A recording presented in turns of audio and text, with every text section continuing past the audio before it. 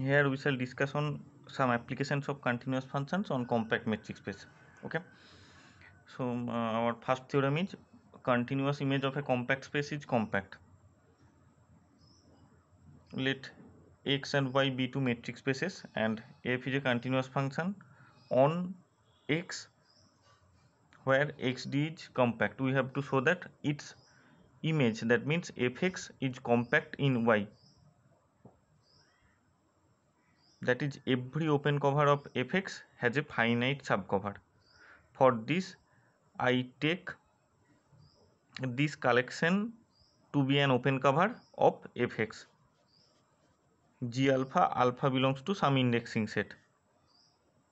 Now first, for each alpha belongs to this indexing set, I put G alpha as fx intersection some h alpha, where h alpha is open in y. I can make this because here come to the picture. This is your fx, suppose this is your fx and this is one of your g alphas. This is g alpha. I extend this g alpha to the set h alpha where this h alpha is open in y, and we can write this because h alpha is open in y, so that h alpha intersection fx is open in y intersection fx, but h alpha intersection fx, this means g alpha. So for each alpha, g alpha is open in y intersection fx means fx. So g alpha is open in fx. Okay. Now each g alpha is open in y. So this is a collection of open sets in y. Since f is continuous on y, f is continuous on x, so by continuity of f, you can say that for each open set g in y, its inverse image, that is f inverse g, is open in x. So f inverse h alpha is open in x for all alpha belongs to this indexing set lambda. Now this g alpha is an open cover of x, so that you can write fx contained in union g alpha, but each g alpha means fx intersection h alpha, so union this, so that fx subset of this, so that x is a subset of union x intersection f inverse h alpha, but x intersection f inverse h alpha means simply f inverse h alpha. Alpha belongs to lambda. Okay, so this proves that this collection f inverse h alpha, alpha belongs to this indexing set, forms an open cover of x, but x is given to be compact. X is given to be compact, so by compactness of x, you can say that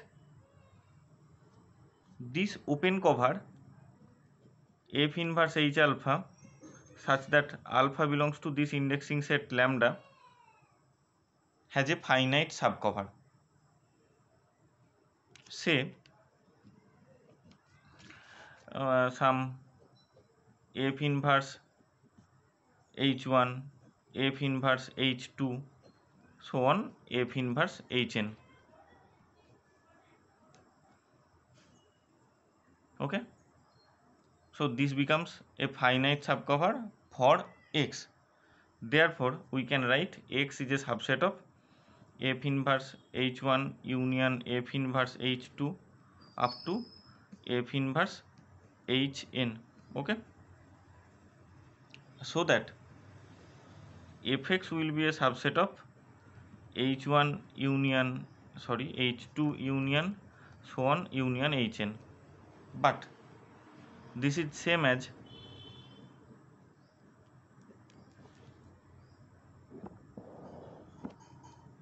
fx intersection h1 is same as fx intersection h1 union fx intersection h2 up to fx intersection hn. Okay, that is fx will be a subset of this means G1 union G2 union Gn. This shows that the open cover G alpha belongs to some indexing set. This was actually taken as some arbitrary open cover of Fx, and you ultimately get this collection G1, G2, Gn forms a finite subcover. That means every open cover has a finite subcover, and hence Fx becomes compact. That means continuous image of a compact space become compact. Our next theorem is every real valued continuous function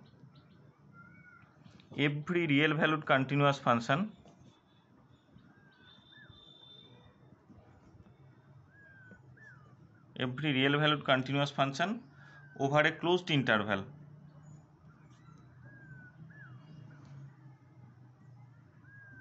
is bounded and attains its bounds.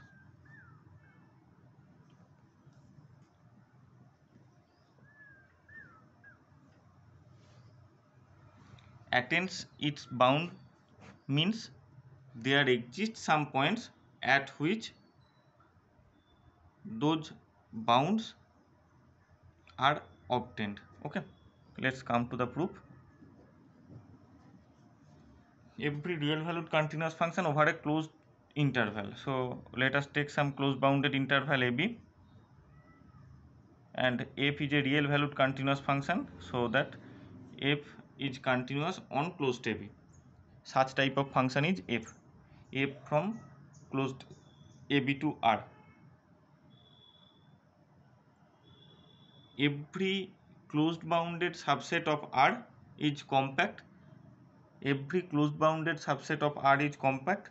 This is by Henny-Borel theorem of R, so that this closed interval a comma b is also compact. And by the previous result you know that continuous image of a compact set is compact, so that if we take this as x, so fx is compact in R, where we have taken x equal to closed interval a comma b.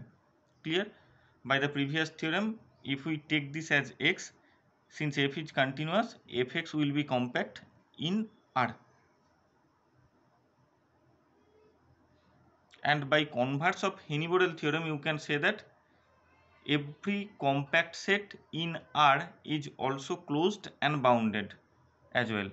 So fx being compact in R is closed as well as bounded in R. Clear? Now since fx is just like here, suppose this is your x, this is your f of x, this is your f of x, this fx is bounded as well as closed. Since fx is bounded, by boundedness of fx in R proves that f is also bounded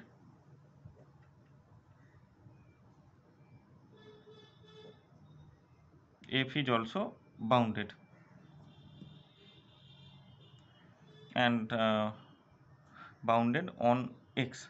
Okay, also fx is closed in R, this fx is closed in R. Since fx is closed in R,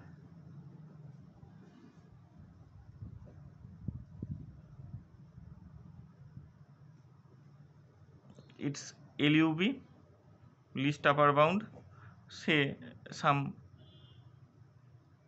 y1, and its GLB, say some y2, are also in fx.